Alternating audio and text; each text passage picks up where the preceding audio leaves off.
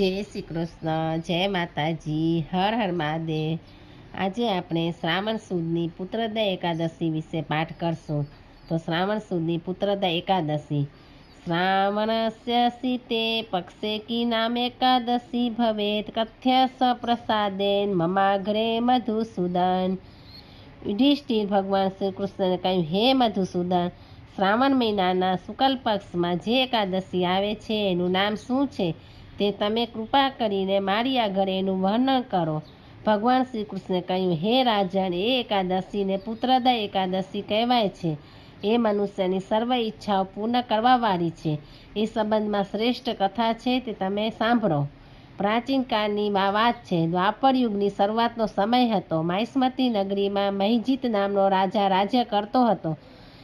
એને કોઈ સંતાન ન હતું, એથી એ બેચેન રહ્યા કરતો હતો। પોતાના રાજ્યનો વૈભવ પણ એને સુખદાયી લાગતો ન હતો। સંતાન વિનાના મનુષ્યને આ લોકમાં તેમજ પરલોકમાં પણ સુખ મળતું નથી, એમ વિચારી એ ચિંતામગ્ન રહેતો હતો। એક દિવસ એણે બ્રાહ્મણો, રાજ્યગુરુ, પંડિતો અને બુદ્ધિમાન પ્રજાજનોને બોલાવીને પૂછ્યું, હે પૂજનીય રાજ્યગુરુ, પંડિતો, બ્રાહ્મણો અને બુદ્ધિમાન પ્રજાજનો, મેં આ જન્મ કોઈ પણ પાપ કર્યું નથી। પ્રજાનું પુત્રની જેમ પાલન કર્યું છે, વિદ્વાનોનું હંમેશા સન્માન કર્યું છે। વળી મેં અન્યાયથી મેળવેલું ધન કદી પણ ખજાનામાં નાખ્યું નથી, તેમજ બ્રાહ્મણનું કે દેવનું ધન મેં કદી લીધું જ નથી। વળી મેં મારા રાજ્યનો વિસ્તાર પણ અધર્મથી વધાર્યો નથી। વળી ન્યાયની દ્રષ્ટિએ જોઈએ તો પણ મેં કદી અન્યાય કર્યો નથી। દુષ્ટજનો મારા સગા ભાઈ જેવા હોય તો પણ મેં એમને શિક્ષા કરી છે, પરંતુ કોઈ નિર્દોષને શિક્ષા કરી જ નથી। વળી સત્ય પુરુષો પ્રત્યે મેં કદી દ્વેષભાવ રાખ્યો નથી, પરંતુ એમને પુનઃજન્મ માન્યા છે અને એમને પૂજનીય જ માન્યા છે। આમ મેં કદી અધર્મ કે અન્યાય કર્યો નથી, છતાં હજુ સુધી મને સંતાન પ્રાપ્ત થયું નથી। તેનું શું કારણ હશે? મેં આપ સૌને એટલા માટે જ બોલાવ્યા છે કે આપ આ વિશે કંઈક વિચાર કરો, તેમજ આપ એવો કોઈ કલ્યાણકારી ઉપાય શોધી કાઢો કે જેથી મને બાળક પ્રાપ્ત થાય। રાજાના આવા વચનો સાંભળીને રાજ્યગુરુ, બ્રાહ્મણો, પંડિતો અને બુદ્ધિમાન પ્રજાજનોએ અંદરોઅંદર સલાહ સૂચનો, ચર્ચાઓ વગેરે કરીને છેવટે એવું નક્કી કર્યું કે રાજાના હિતને માટે થોડાક વિદ્વાનોએ કોઈ ઋષિમુનિનો સંપર્ક સાધવો જોઈએ અથવા તો તપસ્યા કરવી જોઈએ। આથી રાજ્યગુરુ, કેટલાક પંડિતો, થોડાક બ્રાહ્મણો તેમજ થોડાક પ્રજાજનો રાજાના હિતને માટે અઘોર વનમાં ગયા અને ઋષિઓના આશ્રમોની શોધ કરવા લાગ્યા। એવામાં એમણે એક આશ્રમમાં એક મહાન તપસ્વી મુનિને જોયા। તેઓ કંઈ પણ ખાતા ન હતા, છતાં એ શક્તિશાળી હતા। તપસ્યાથી તેમણે મન અને ક્રોધને જીત્યા હતા। તેમનું નામ લોમેશ હતું। તેઓ ધર્મના રહસ્યને જાણતા હતા, શાસ્ત્રોના વિશિષ્ટ વિદ્વાન હતા। તેમનું આયુષ્ય લાંબુ હતું। વળી મહાન જ્ઞાની હોવાથી તેઓ બ્રહ્માના જેવા તેજસ્વી દેખાતા હતા।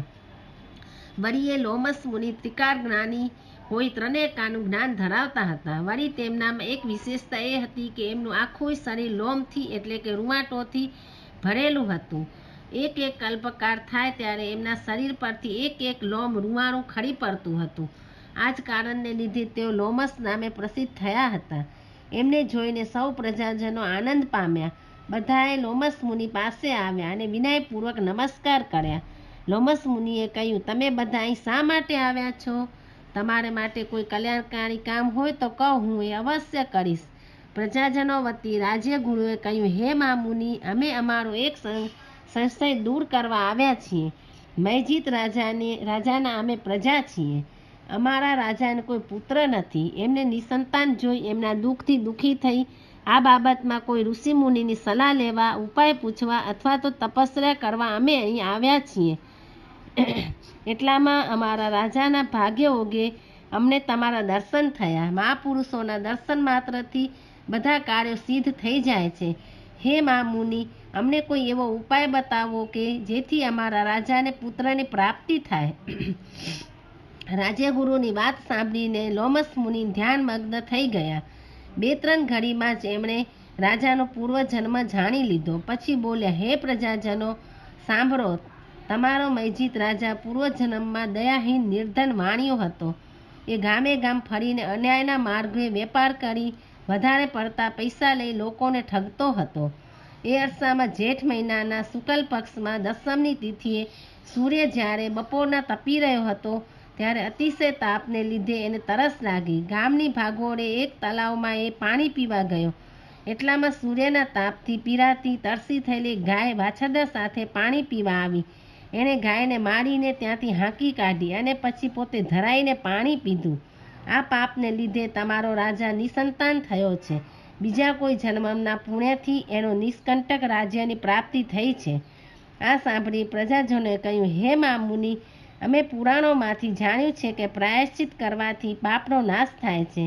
એથી અમને કોઈ એવો ઉપાય બતાવો કે જેથી અમારા રાજાના પાપનો નાશ થાય અને એમને પુત્ર પ્રાપ્તિ થાય. લોમસ મુનિએ કહ્યું, હે પ્રજાજનો, શ્રાવણ માસના શુક્લ પક્ષમાં જે એકાદશી આવે છે એ પુત્રદા નામથી પ્રખ્યાત છે. એ મનવાંછિત ફળ આપવાવાળી છે. રાજાને એના કુટુંબ સકબીલા સાથે એ વ્રત કરવાનું રહેશે. તમે બધા પ્રજાજનો પણ એ પુત્રદા એકાદશીનું વ્રત વિધિપૂર્વક કરજો અને એનું જે પુણ્ય મળે તે રાજાને અર્પણ કરજો. આથી તમારા રાજાને પુત્રની પ્રાપ્તિ થશે.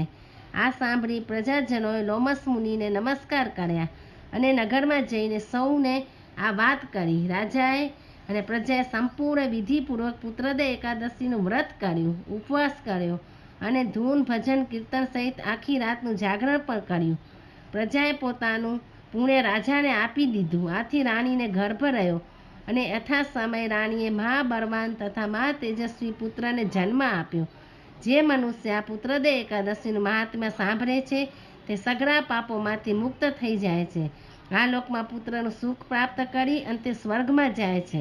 શ્રુતવા મહાત્મે તસ્યા નર પાપાત પ્રમુચ્યતે ઇયં પુત્ર સુખ પ્રાપ્ય પરસ્ત સર્વગતિ લભેત. જય શ્રી કૃષ્ણ. હર હર મહાદેવ.